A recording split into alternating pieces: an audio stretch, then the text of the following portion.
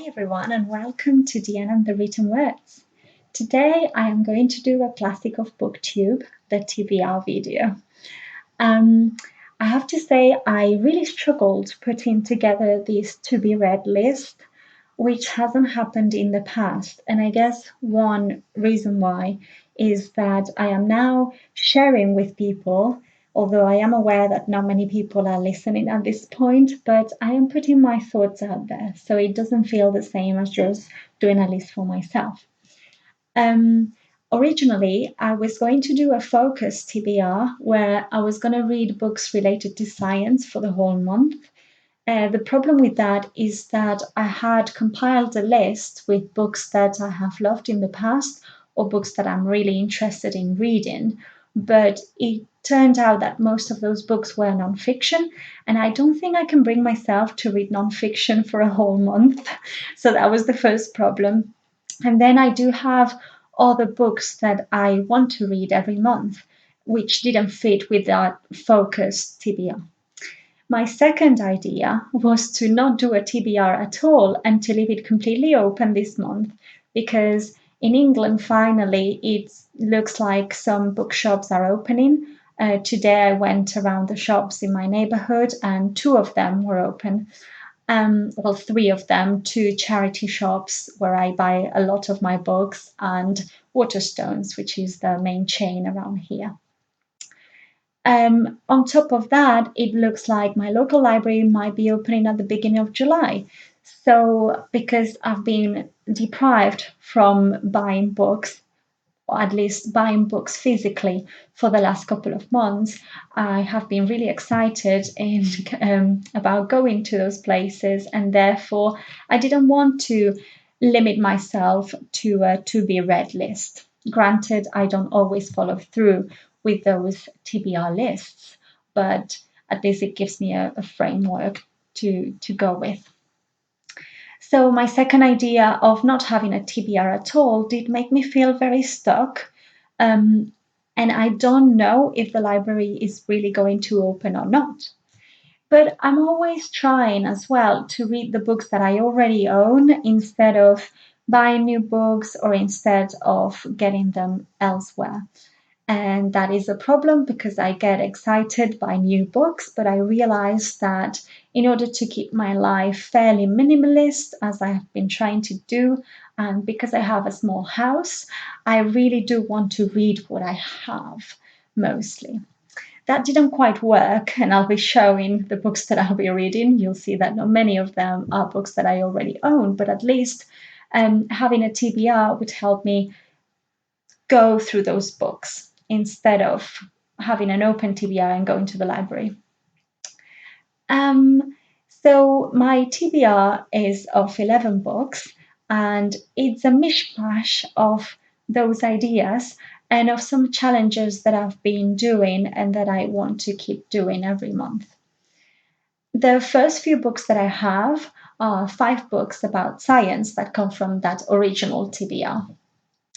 The first one I want to read is The Immortal Life of Henrietta Lacks by Rebecca Skloot. This is a book that I got for my birthday in April, and I have heard stellar reviews of this, but also it hits home for me because I have worked with HeLa cells, which are the cells that were harvested from Henrietta Lacks. So I want to know more about the story behind it. Henrietta Lacks was a Black woman in the 50s, or at least 40s, and she died in the early 50s. And I hope that this book is going to address that in some way, if it had something to do with her story. And I hope it is also going to talk about the science of HeLa cells and why they are used.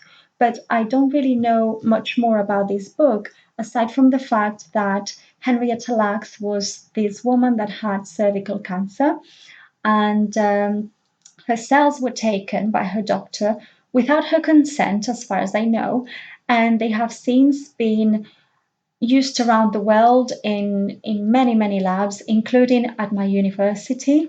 We use HeLa cells. They're one of the easiest ones, some of the easiest ones to grow. So for newbies at university, that was very helpful.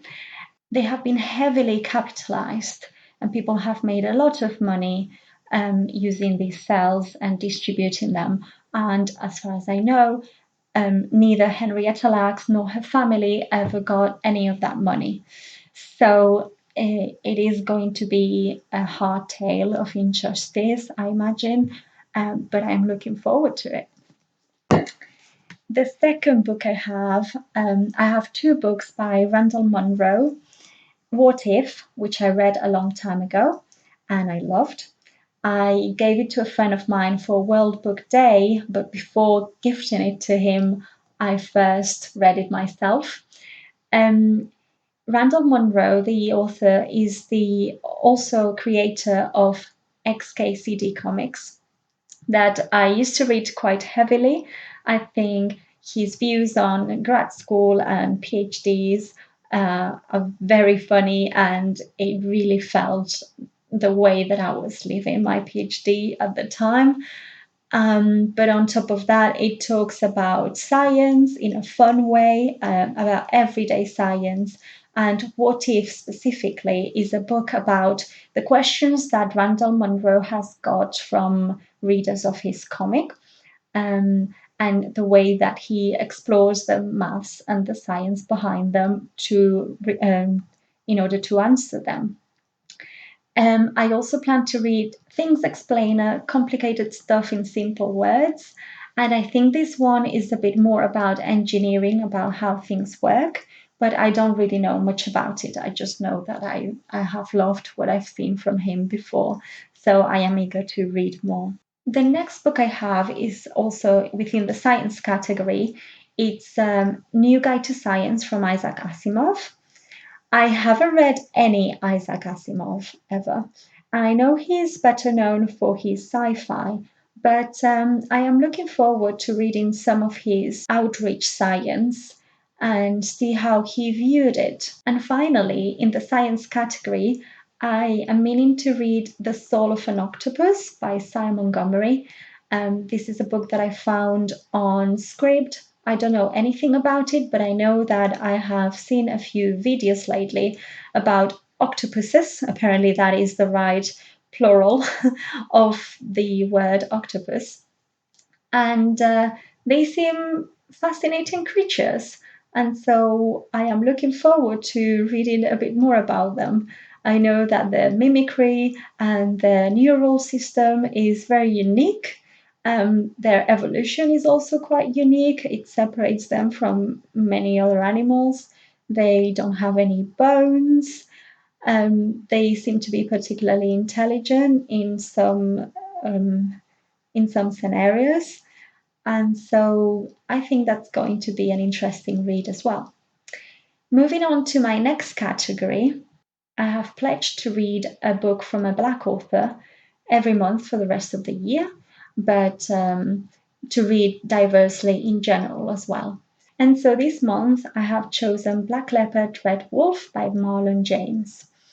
I have heard that this is a weird book. I'm all about weird. I don't mind. I have one of my favorite books is Catch-22, and I think that's fairly strange. At least the writing style is really strange. And so I don't know what to expect. I don't mind delving into what a book is about before reading it when it comes to nonfiction. I don't think there's that many spoilers to be had, at least when it's not biographies. But I don't want to know much about the fiction that I read, so that's all I know.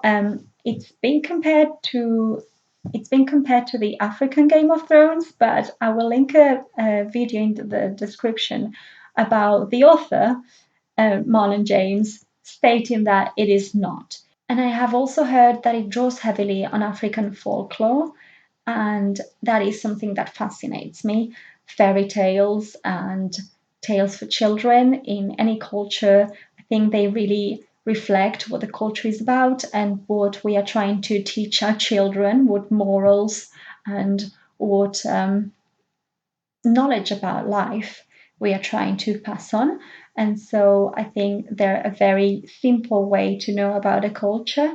So that is really what decided me to read this book instead of many others.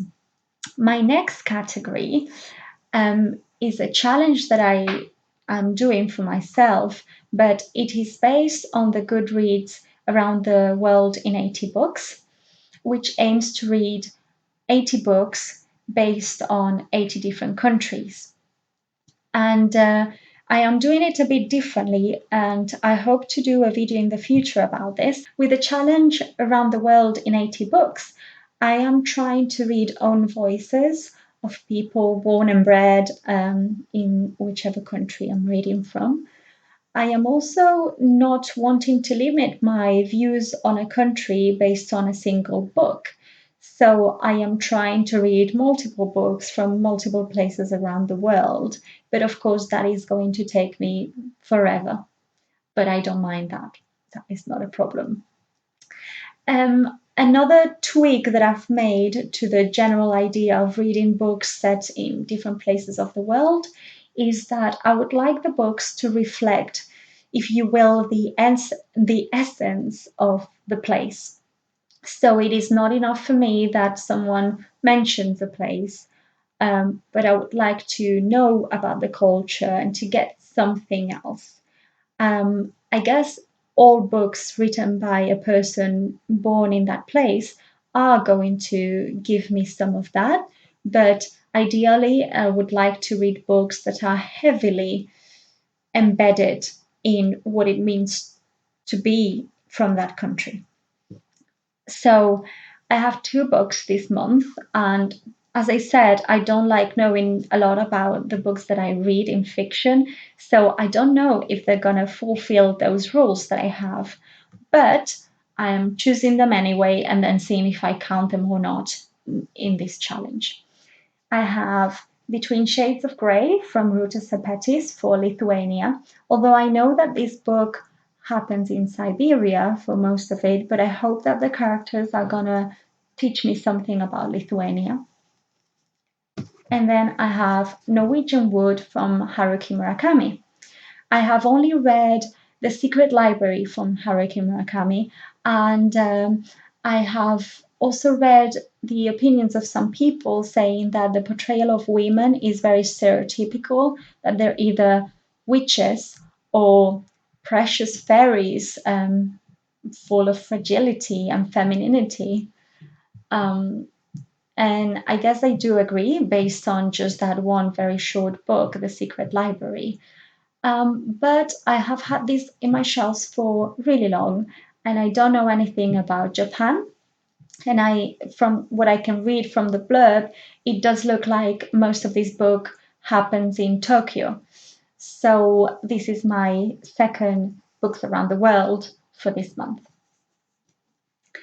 The other challenge that I have is a scratch poster that I made based on different lists that I saw online about books that you have to read before you die, or the best 100 books.